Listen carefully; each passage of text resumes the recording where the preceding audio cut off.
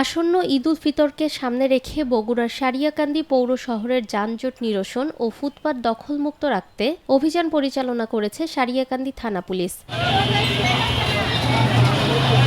11 March বুধবার সকাল 10টায় পৌর শহরের বিভিন্ন গুরুত্বপূর্ণ সড়ক ও মোড়ে এই অভিযান পরিচালনা করা হয়। এ সময় বিভিন্ন মোড়ে অতিরিক্ত পুলিশ মোতায়েন করা হয়েছে। পাশাপাশি ফুটপাত দখল করে বসানো অবৈধ দোকানপাট সরিয়ে নিতে ব্যবসায়ীদের নির্দেশনা দেওয়া হয় এবং পথচারীদের স্বাভাবিক চলাচল নিশ্চিত করতে সচেতনতামূলক কার্যক্রম চালানো হয়। অভিযান চলাকালে উপস্থিত ছিলেন সারিয়াকান্দি থানার অফিসার ইনচার্জ আফম আসাদুজ্জামান সহ থানার অন্যান্য পুলিশ সদস্যরা। আসলে ঈদের মৌসুম চলছে, এই বৃহস্পতিবার পর থেকে জনগণের মার্কেটে অনেক লোক সমাগম।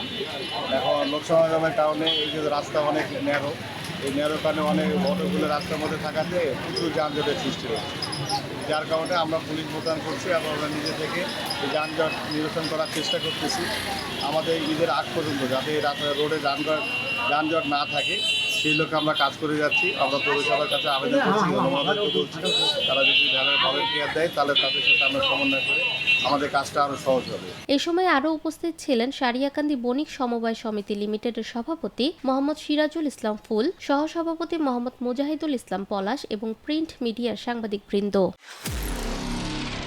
নিরপেক্ষ, সত্য প্রকাশে আপোষহীন।